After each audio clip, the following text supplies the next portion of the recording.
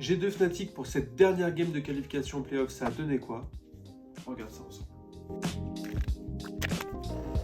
Salut, c'est Bao et hier G2 affrontait Fnatic pour ce dernier match de qualification pour la suite du Winter 2026 du LEC. Pour remettre un peu le contexte de la situation, Fnatic venait tout juste de se qualifier grâce au résultat du match précédent avec la victoire de Team Heretics face à KC. Et du coup, l'enjeu de cette game était surtout pour G2 qui devait obligatoirement gagner si vous voulez continuer dans la compétition. Et sans surprise, le match était à sens unique. G2 a rendu copie parfaite et gagne ce match sans trop de difficultés. Je vais clairement pas m'éterniser sur cette rencontre avec le contexte et le résultat. Mais voilà, pour résumer, le match de Fnatic est clairement à l'image de ce début de saison.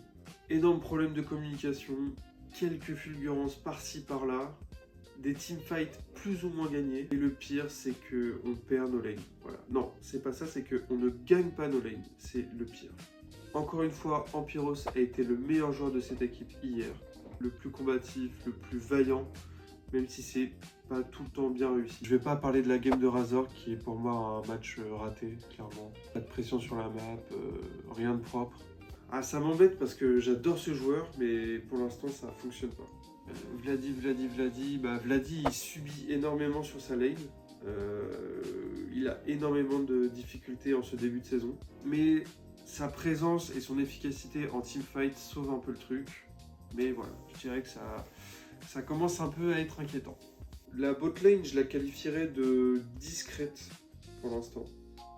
Upset n'est pas catastrophique, mais il pourrait faire tellement plus. Alors, je trouve qu'il n'est pas assez impactant pour le joueur qu'il est. J'attends vraiment beaucoup plus de lui. Et on a l'Ospa qui tente des choses. Voilà, il a des bonnes intentions, mais c'est trop peu encore.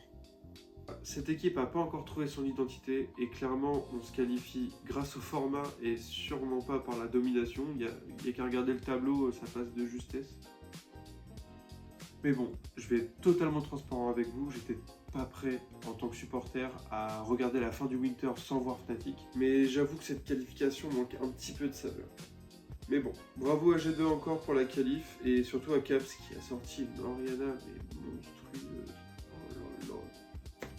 Pour la suite, on se retrouve dans une semaine pour le début des formats BO3. Ça va nous laisser le temps de se reposer, de corriger certains détails et de bosser surtout, si possible. En plus, ça va clairement pas être facile puisqu'on va affronter Navi pour cette rencontre. Cette équipe a déjà trouvé une certaine cohésion alors que le roster ne se connaissait même pas.